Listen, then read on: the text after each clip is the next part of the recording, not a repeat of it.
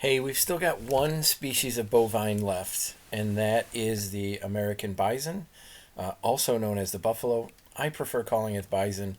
I would not mark you wrong on a test if you called it a buffalo, but the scientific name of this animal includes the word bison, so that kind of sinks it for me. There's other stuff in the world that's called buffalo, but this guy and its European relative are the only thing called bison. You can tell this is a spring picture for two reasons. First, the calves are nice and young looking. And second, look how patchy the adult looks here. So she is still molting her thick winter coat. This is June in Yellowstone. I think it was 2012, I believe. Not that that matters. And let's talk about the calves for just a second. The adults are this brown color, and you can see how dark they are in the summer versus a bit lighter in the wintertime. The calves are born this red color, and actually, a folk name for the calves is red dogs, they're sometimes called. And they do kind of play a bit like dogs, or doggies is a name for cows, so maybe that's where that came from. And I keep researching why they're this color, and I do see some authors that say that they're reddish like this so that they blend in with the brownish coloration before the grass all greens up. And then I see other authors that talk about this red as a way of standing out instead of blending in. And I think that's really fascinating if we go back just one picture. So this is a herd animal, right? So blending in isn't necessarily a big issue, but maybe standing out would be. You know, if your parents were sumo wrestlers and they hung out with 80 other sumo wrestlers, maybe when you were a child they would have put you in blaze orange diapers, right? So nobody accidentally steps on you. It does make sense to me that an animal would need to be camouflaged, but it also makes sense to me that the young ones would be readily identifiable as well. And not only would you want to not have an accident happen, but the calves are the ones that are the most preyed upon. So you want to be able to identify where the calves are right away so that you can help protect them. We've talked about muskox protecting their young already. I showed you the Indian cow, that the gar, that giant bovid that also protects its young. Bison are no different. And maybe you've seen this meme. I will tell you that that picture is absolutely adorable, but as you can see, that is not a baby bison. That is actually a baby muskox, which is great. It still should have been a viral video or image, excuse me, but it was just inaccurate. It doesn't take long for the bison to lose this reddish color. So anytime you see the red, you know you're looking at a particularly young animal here. So it's early summer. It's not even just summer, it's early summer. So less time than a fawn would have its spots, they have their red. And although these guys look like they're a couple of twins here, they almost never have twins. They really are a single child family. I should say single child at a time. Here's one in September. So you can see it's lost its reddish color.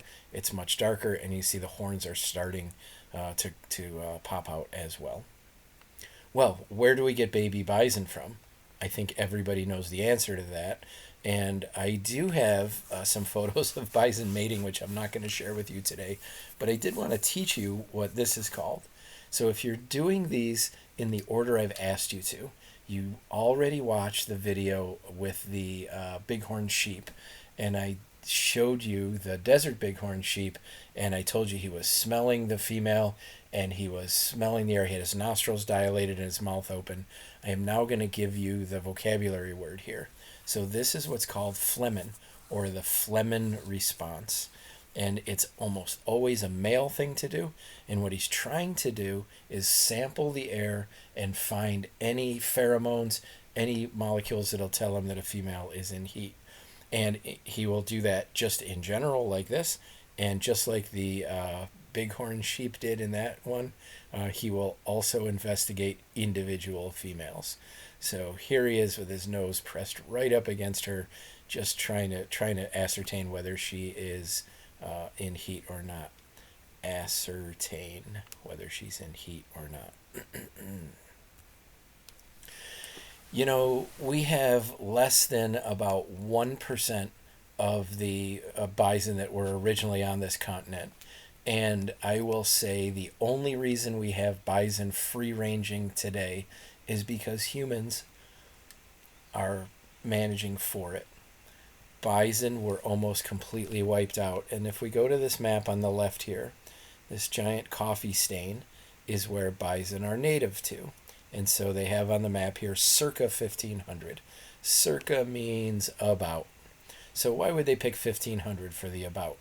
Well, in 1492, Columbus rediscovered North America. You can't discover a place where millions of people live, but the Europeans had sort of forgotten about it after the Vikings, and so around 1500 is when the European colonizations started. And then by 1870, here's where the bison were. And we use 1870 as another marker because that's just a few years after the Civil War, and the westward expansion really came about in full force. So I'm going to show you where we are today. Today, all of these black and white dots are the wild free-roaming bison in existence. The black dots are what we call plains bison, and the white ones are wood bison. Wood bison are just a subspecies. It's a little bit larger than the plains bison, and you can see that the wood bison are more of a northern species, and the plains bison are more of a southern one. I also want to point out that Buffalo, New York, right here, is, I think, really named after Buffalo Bill Cody, but at one time had wild, free-ranging bison in New York State, here in the Finger Lakes. The wild population for bison in North America is about 20,000. I'm going to tell you about two bison sign, and both of them relate to insects. So both of these tree trunks here have been damaged by bison's horns. So when a bison rubs its horns against a tree, the technical term for that is horning. And they do it partly to release the chemicals that are in the trees, and they think that as they rub their heads on this, that the chemicals are sort of a natural deterrent to some insects. So that's what the research shows, and maybe you guys know that there's certain smells, citronella for example, that insects are not attracted to, and that's the belief here. The other way that bisons remove insects from themselves is in dust baths. And I just have to tell you that watching a 2,000-pound animal rolling around in the dirt is an amazing experience. So in this photo right here, when I look at this, I see a lot of power. I took this photo. I can still hear this bison grunting and the noise it was making. I can smell the sagebrush and the dust in my nostrils, and it really brings me back to its power. Sometimes when I show this in class, a student will yell out, "I have fallen and can't get up." And I like to make jokes as well, but there's just something about this picture that doesn't evoke the power and strength of this animal. Instead, it looks vulnerable to people when they look at it. And that's the difference between being there in person and seeing a static image. So maybe this one will be better for you. This is a bison that has just gotten up, and he's shaking off, and look at all of the dust that he was able to accumulate in his fur to help coat his skin and help keep biting insects away. Let's talk about Yellowstone National Park, and I've shown you some pictures from Yellowstone before, and most of these bison pictures are from Yellowstone, and a couple from South Dakota. This is a traffic jam in Yellowstone, and it's no surprise that the bison are walking on the road. They're on the road for the same reason the cars are. They're trying to get across this river and staying dry. So they're literally walking across the bridge, and for the bison, being this close to cars is no big deal. If you're an animal that lives in a herd, you have very little personal space constraints. So you don't need a whole lot of personal space, and walking between these cars is no problem. If you look in the background here, though, you see people now are out of their vehicles, or at one point, one of these cars here, I don't remember which one, kind of pulled in front of the other bison, so the passenger could get a picture. So once you start getting out of your car, or once you start blocking their way, then they can become a little bit more of a problem. But basically, the bison here are saying, yeah, you're not in my personal space. I know you're 4 feet away. I don't need that much personal space. However, people mistake this for the animal being tame or friendly. And you're looking at the creature that injures more people in Yellowstone than all the other animals combined.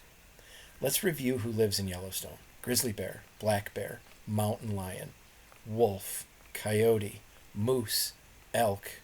Who am I forgetting? Probably somebody else in there. And add up all of those injuries, and it doesn't add up to what bison do. And it's not because bison are aggressive. It's because people misunderstand bison. I almost said because people are dumb, which is kind of what I mean. They're naive. They're not understanding. So they think if this is okay, right, then it's okay for me to get out of my vehicle and maybe even try to pet it or get close for a picture. I'm inside of a rental car using the sunroof to take this picture. I am not outside at all. And you can see all of the cars. We were just stuck. The bison decided to get into the middle of the road, and they just wandered and did their thing. And you know, you couldn't get away even if you wanted to. Couple last things to say about bison. I know this is a super short one, but I'm getting close to the end here. First, bison are built to face winter head on. Have a look at the front half of this bison. Not only is the front end, or the forequarters as they say, so big and bulky and muscular, but look how well furred it is. This extra coat that they have, that big giant shaggy head. If you want to know which way the wind is blowing in Yellowstone in the winter, look at a group of bison. They're all facing directly into the wind because the front end is built to do that. If you want to know what way the wind is blowing in the winter in the Finger Lakes, go find a group of ice fishermen. They're all sitting in the same exact direction with their backs to the wind. If you don't know about ice fishing, it's such fun. You sit out on a bucket on a frozen lake and pull fish through a hole. The other thing I want to say about this picture is, doesn't this tail look like it was drawn by Dr. Seuss?